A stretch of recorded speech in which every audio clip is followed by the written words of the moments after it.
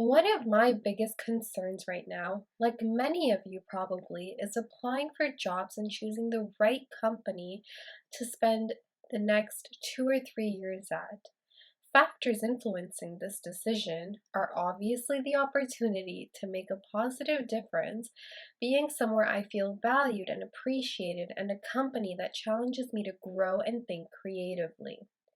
However, the biggest factor is usually the big hefty paycheck a company will offer you.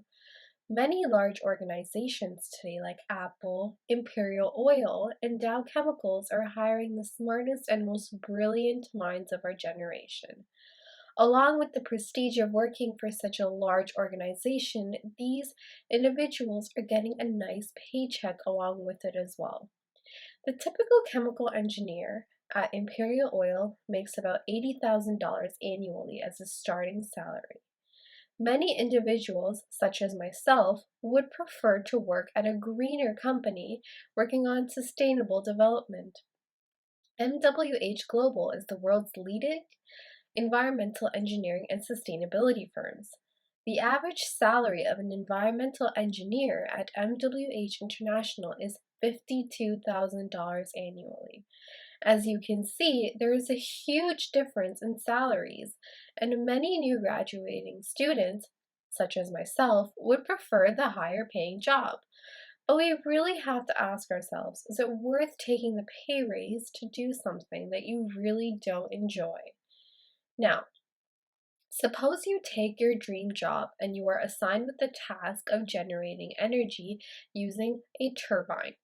You have two options. You can use a fossil fuel driven turbine or a solar turbine. You can choose the cheaper option, which is less sustainable because it basically burns fossil fuels to heat steam to generate electricity, or you can choose the more expensive option that captures sunlight from a number of parabolic mirrors to boil water to generate electricity.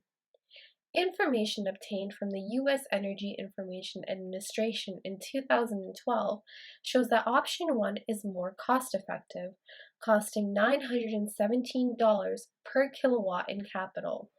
One thing to note, however, is that this cost does not fully incorporate the cost of burning the fossil fuels in the long run. Option 2 is significantly more expensive, costing $5,067 per kilowatt in capital. So, what do you really choose? You know one option is more sustainable. However, the cost associated with it might defer you from choosing that option. Many professionals face this dilemma in the engineering industry, and this needs to be addressed. One option is making sustainable options cheaper, which is currently a major field of study. The other option is enforcing the idea that although in the short run costs are generally larger, money should not be the sole motivating factor when it comes to making decisions in the workplace. I strongly believe that money should not be the only factor motivating career and professional decisions if we want to move towards a more sustainable future.